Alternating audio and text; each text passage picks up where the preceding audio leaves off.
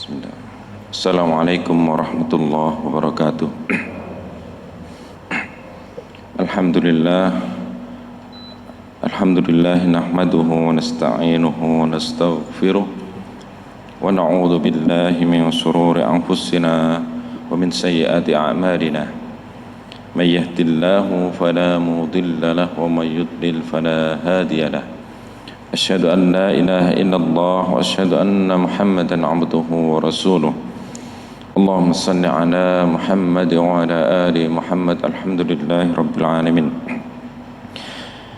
Fa ibadallah usikum wa nafsi bitaqwallah wasma'u wa ati'u la'allakum turhamun. Ya ayyuhalladzina amanu taqullaha haqqa tuqatih wa la tamutunna illa wa antum muslimun.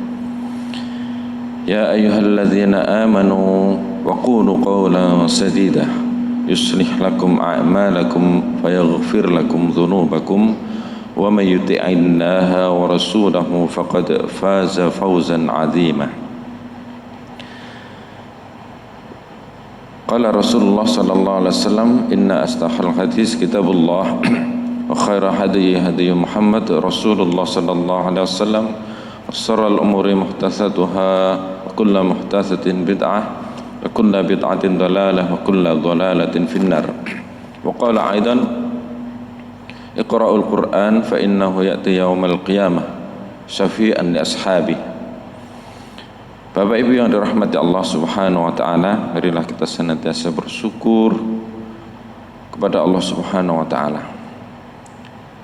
Dialah zat yang memberikan kepada kita sekalian berbagai macam kenikmatan, berbagai macam kebutuhan kita ketika hidup di dunia.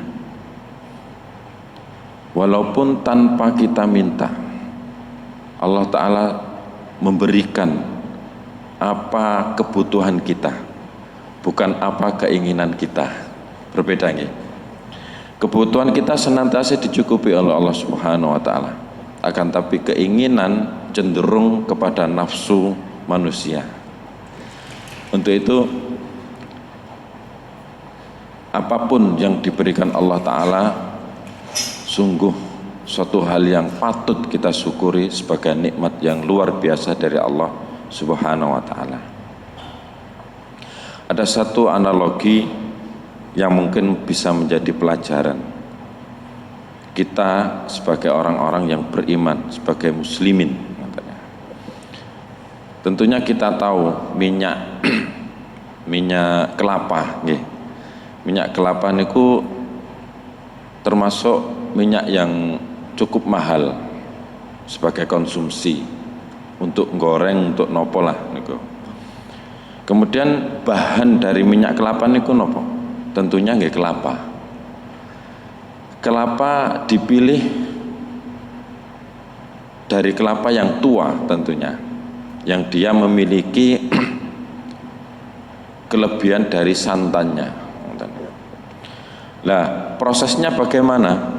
Setelah kita memilih kelapa yang tentunya tua, kemudian dikupas, kupas serabutnya, dihilangkan serabutnya, yang kemudian dari serabut setelah lepas ada lagi bagian yang dikupas. Napa niku? Bathok kelapa. Bathok kelapa niku keras kan nggih.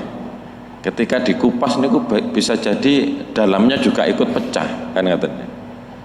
Ada skill tertentu, ada cara tertentu untuk bisa mengupas secara utuh kelapa tersebut. Lah apakah cukup setelah dikupas bathok kelapanya? Tentunya belum cukup, katanya. Dibersihkan dulu bagian dari kulitnya yang hitam ataupun yang keras, masih ada lagi, dikupas dulu, dibersihkan. Yang kemudian setelah dibersihkan, apa proses berikutnya? Diparut, dilembutkan, diparut sedemikian rupa sampai halus, kemudian dimasak, dipanaskan, kan nggih. Sampai benar-benar setelah diparut nopo diperes dulu nggih. Diperes dulu. Kemudian baru dimasak sampai keluar minyaknya. Tidak hanya cukup seperti itu, disaring, dibersihkan dari kotoran-kotoran. Yang kita bisa ambil dari salah satu benda yang berupa minyak kelapa niku wau, dari prosesnya yang sedemikian rupa, kemudian dengan hasil yang bagus, yang mahal, kemudian kita gambarkan dengan kondisi orang-orang yang beriman. Apakah kita cukup menjadi orang yang beriman saja? Tentunya tidak. Islam saja tentunya tidak. Ditempa sedemikian rupa. Kadang-kadang nek ngaji merasa kita disindir dengan ayat-ayat Al-Quran, dinasehati, kemudian diperintahkan untuk ibadah, kemudian apa namanya, dilarang dari hal-hal yang demikian yang berkaitan dengan dosa. Banyak larangan dari Islam ini. Ada syariat-syariat tertentu yang kita hindari, yang wajib kita hindari, sampai kita menjadi orang yang beriman yang benar-benar berkualitas menurut Allah Subhanahu wa ta'ala. Itu suatu analogi kondisi orang-orang yang beriman kadang-kadang ditempa sakit, kesulitan dan sebagainya. Dengan tujuan apa? Kita menjadi orang-orang yang beriman, yang benar-benar beriman kepada Allah Subhanahu wa ta'ala, yang dimuliakan nanti di akhirat. Baik, ini satu analogi sebagai orang-orang yang beriman. Kemudian Allah Ta'ala menyatakan dalam surat Al-Isra atau Bani Israel, surat yang ke-17, maaf, surat yang ke-17. A'udzu billahi minasyaitonir rajim. Walaqad karramna bani Adam waja'alnahum fil barri wal bahr warzaqnahum fit thayyibat wa faddalnahum ala katsirin mimman khalaqna tafdila. Allah Ta'ala berfirman, dan sesungguhnya kami telah memuliakan anak Adam, yakni manusia, yang kemudian kami bawa fil barri wal bahri, di daratan maupun lautan, yang kemudian warzaqnahum, dan kami beri rezeki pada mereka. Di ayat ini Allah Ta'ala menyatakan, Allah Ta'ala benar-benar sungguh-sungguh telah memuliakan Bani Adam, dan kita menjadi manusia sebagai makhluk Allah yang dimuliakan dari segi fisik, dari segi mental, yang di dalamnya ada nafsu, ada hati, gitu kan, yang dengan kesemuanya itu kita bisa memilih al-haq dan batil, gitu kan. Yang dengan akal manusia bisa memilih mana yang baik dan yang buruk, mana yang dia itu tidak pantas untuk diri kita, mana yang itu patut kita buang untuk diri kita. Telah dimuliakan dari makhluk-makhluk yang lainnya. Kalau makhluk yang lainnya kados binatang ngoten niku, dia diberikan nafsu, ngoten ini ya, mangan nggih napa niku, berhubungan dan lain sebagainya. Untuk apa? Untuk hidup. Dan itu bukan suatu kemuliaan bagi ciptaan Allah Subhanahu wa ta'ala. Bukan kemuliaan. Berbeda dengan manusia, dengan diberikannya juga nafsu, diberikan juga akal dan juga hati. Perbedaannya manusia dengan binatang, katanya. Lah kalau ada manusia niku tidak mau menggunakan akalnya, tidak mau menggunakan hatinya, tentunya dia akan sama kedudukannya dengan binatang. Lah apakah ada? Ya ada. Banyak sekarang manusia yang berperilaku seperti binatang. Contohnya nopo? Kathah nggih. Dari nopo niku koruptor niku basa aluse ngoten ya. Cara kasare nggih maling lah ngoten nggih. Dialusno dadi koruptor. Dia tidak menggunakan akalnya, tidak menggunakan hatinya. Dia mengambil yang bukan haknya, gitu kan. Wong HN niku hanya seberapa, yang kemudian diambil berapa banyak, kan kata. Ya, tidak merasa mulia mereka itu yang tidak menggunakan akalnya.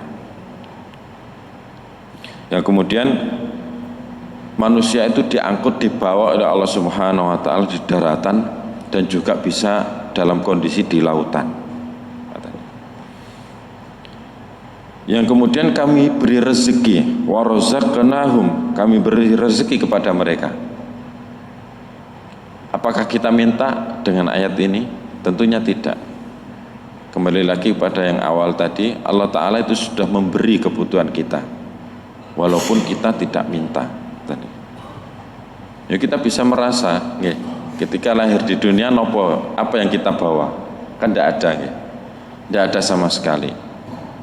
Kemudian Allah Ta'ala memberikan rezeki melalui orang tua, diberikannya baju untuk menutupi aurat, diberikannya ASI, yang itu merupakan suatu zat yang sangat istimewa. ASI niku, tidak ada bandingannya, tidak ada bandingannya dengan susu-susu yang lainnya, makanan-makanan yang lainnya untuk bayi tidak ada bandingannya.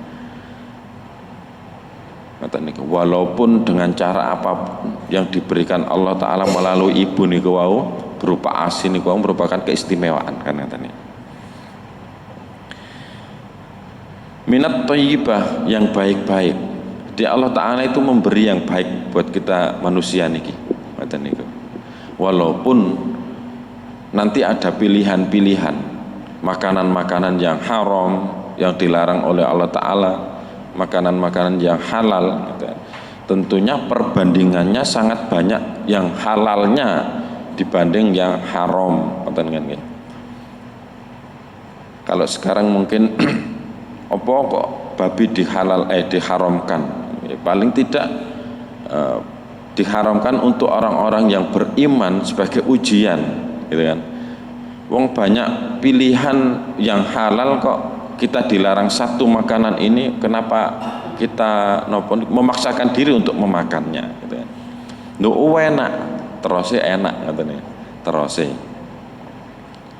Nah itulah ujian buat kita orang yang beriman untuk tidak melanggar dari larangan Allah Subhanahu wa taala, kan.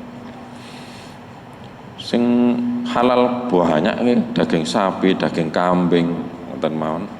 Ikan niku nggih macam-macam, yang kesemuanya niku halal, hewan laut niku, kemudian ayam dan lain sebagainya masih banyak, kan nggih. Begitu juga minuman yang halal dan yang haram perbandingannya banyak mana? Tentunya banyak yang halal, kan nggih. Kenapa kita memaksa untuk meminum yang haram, kan katanya. Kemarin kan sing viral ada challenge. Napa niku hafalan ad-duha dibayar dengan sebotol minuman keras. Nah, itu suatu pelecehan, penistaan agama. Yang sekarang sudah diproseskan, katanya. Kita bisa minum yang halal banyak kok, kenapa milih yang haram, katanya. Yang kemudian wa faddalnahum ala katsirin mimman khalaqna tafdila. Yang kemudian kebanyakan orang itu yang kami ciptakan diberikan Allah Ta'ala banyak kelebihan. Kelebihannya apa? Diberikan akal. Dengan akal itu manusia bisa membuat inovasi-inovasi dengan teknologi-teknologi, dengan cara-cara yang semakin modern, baik itu untuk mencari nafkah, untuk menciptakan pekerjaan, menciptakan sesuatu benda dan lain sebagainya. Kelebihan salah satunya yakni akal. Itu penciptaan Allah Ta'ala sebagai manusia diberikan kelebihan sebegitu banyaknya.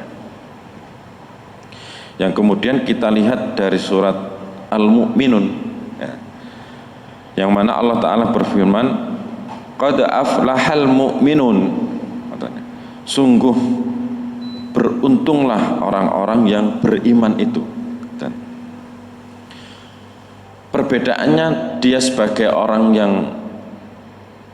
sebagai manusia yang kemudian dipilih lagi oleh Allah Ta'ala sebagai orang-orang yang beriman, yang itu juga dilebihkan lagi oleh Allah Ta'ala menjadi orang-orang yang beriman. Qad aflahal mu'minun.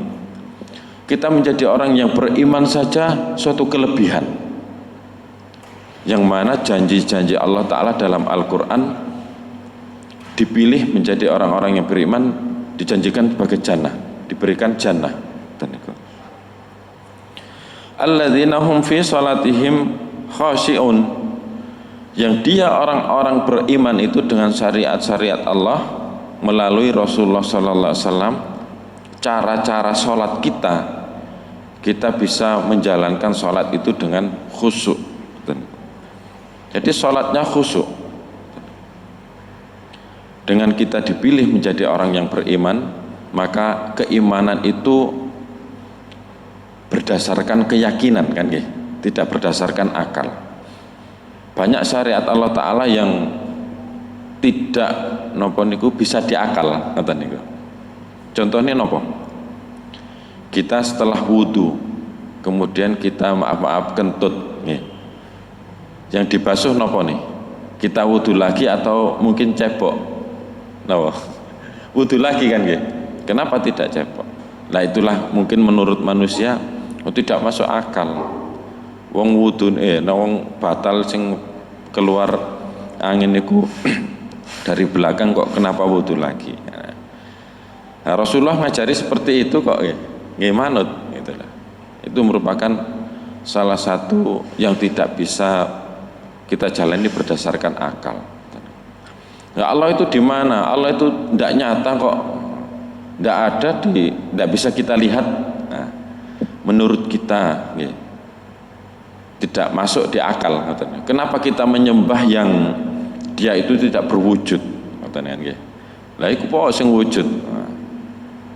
Pertanyaannya, apakah yang diwujudkan oleh manusia kan bisa memberikan manfaat buat kita ataupun madarat buat kita?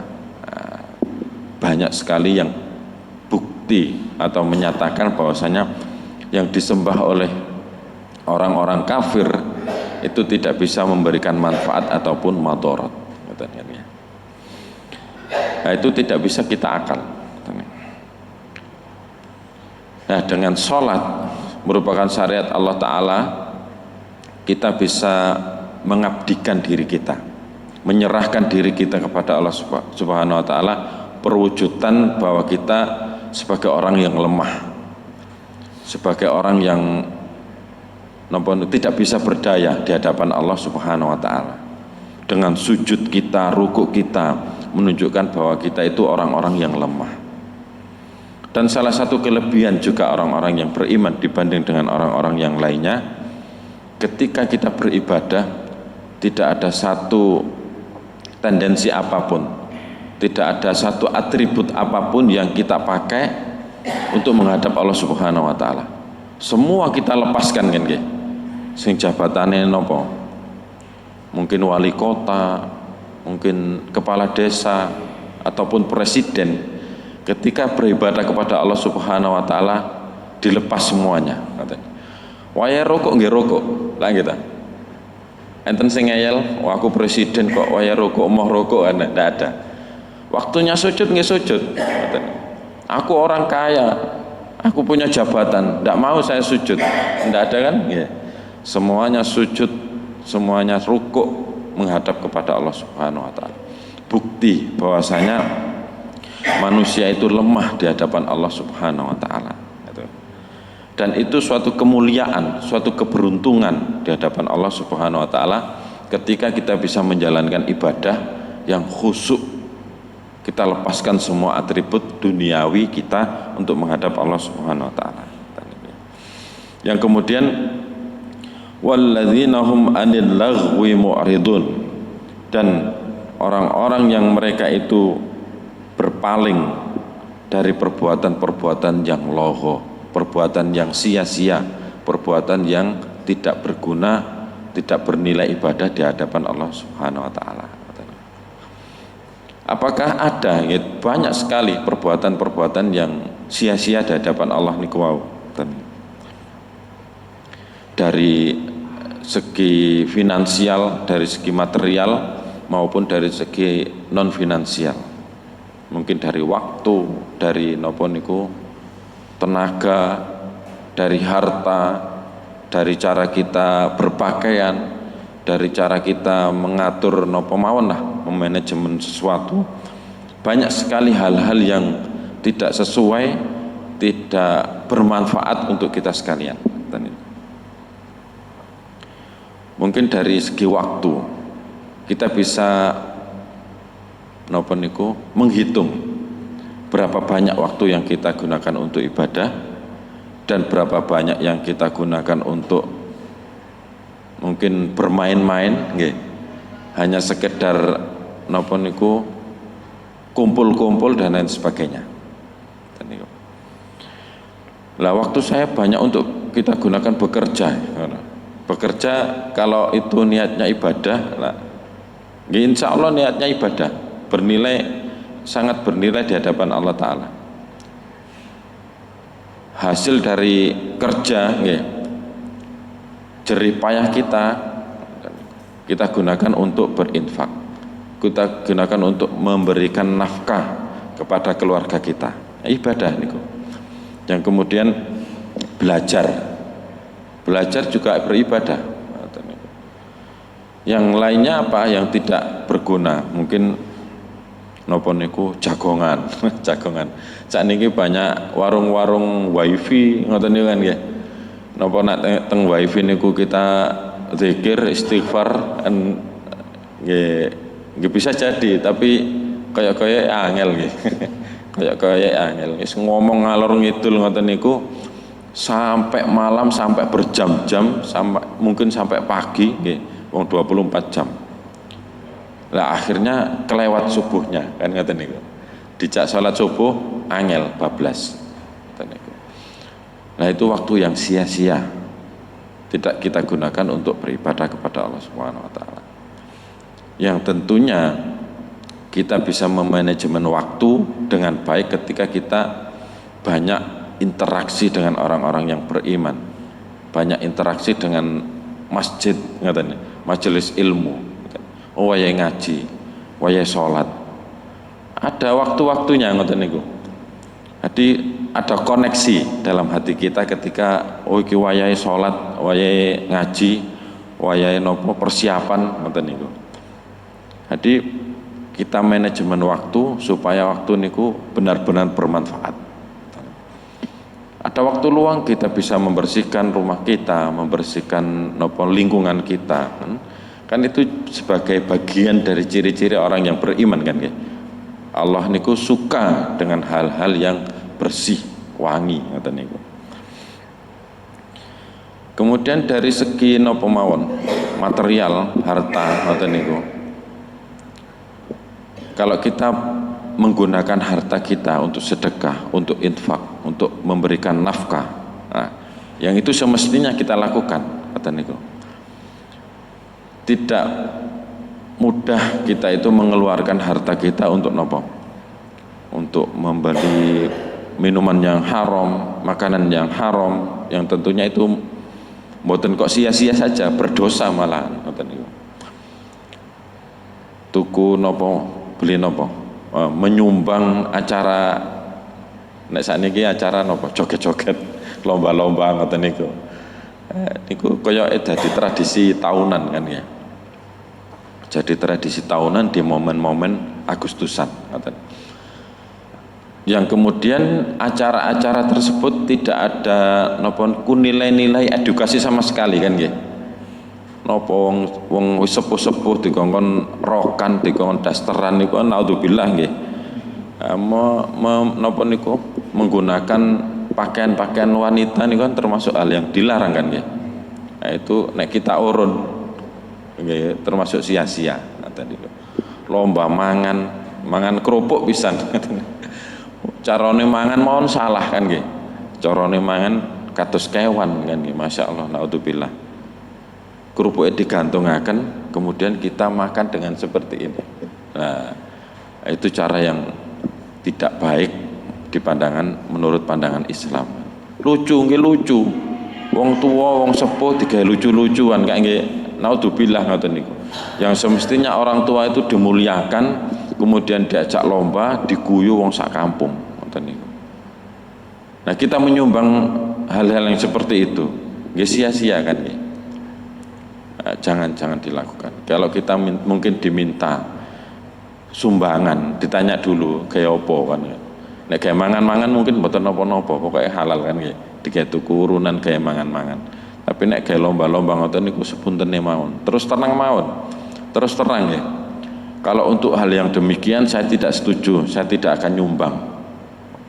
Tapi nggih konsekuensinya nggih kita harus konsisten. Nek dijak oh iki untuk apa perbaikan jalan nggih disumbang ngoten. Beli semen untuk bangun masjid disumbang kan ngoten. Tapi untuk hal-hal yang demikian, untuk nyumbang-nyumbang hal yang seperti itu, tentunya kita harus berani menolak. Karena itu tidak bernilai napa niku, napa kok ibadah tidak bernilai sama sekali. Malah tidak pantas ngoten niku. Jangan-jangan menjadi hal yang haram ngoten niku. Karena itu bertentangan dengan syariat Islam. Larangan dari Allah Subhanahu wa taala. Dan banyak sekali hal-hal yang sia-sia. Mungkin kita bisa memilah mana itu yang baik. Waktu-waktu kita gunakan untuk ibadah, walaupun hanya prosentasinya niku tidak sepenuhnya nggih. Minimal kita bisa menggunakan waktu-waktu kita niku timbangane dolen-dolen nang ndi wis istirahat ae lah, untuk persiapan sholat, untuk persiapan ngaji, untuk persiapan amal soleh yang lainnya. Nah, itulah perbedaan kita di hadapan Allah Subhanahu wa taala, menjadi orang-orang yang beruntungkah atau menjadi orang-orang yang celaka. Dan kita menjadi manusia sudah dimuliakan, apalagi lebih-lebih kita menjadi orang-orang yang beriman di hadapan Allah Subhanahu wa taala. Dan itu menjadi kemuliaan yang luar biasa ketika kita bisa menggunakan waktu kita, menggunakan akal kita, menggunakan hati kita, kita condongkan kepada ibadah kepada Allah Subhanahu wa taala. Bapak Ibu yang dirahmati Allah Subhanahu wa taala, mudah-mudahan dari beberapa ayat kita bisa mengambil pelajaran. Kita sudah dimuliakan menjadi manusia, dan kita sudah dijanjikan diberikan keuntungan, diiming-imingi jannah sebagai orang-orang yang beriman di hadapan Allah Subhanahu wa taala.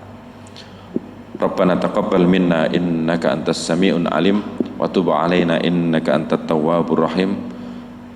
Wa akhiru qawli hadza astaghfirullah li wa lakum innallaha wal ghafurur rahim. Subhanakallahumma rabbana bihamdik asyhadu an la ilaha illa anta astaghfiruka wa atubu ilaik.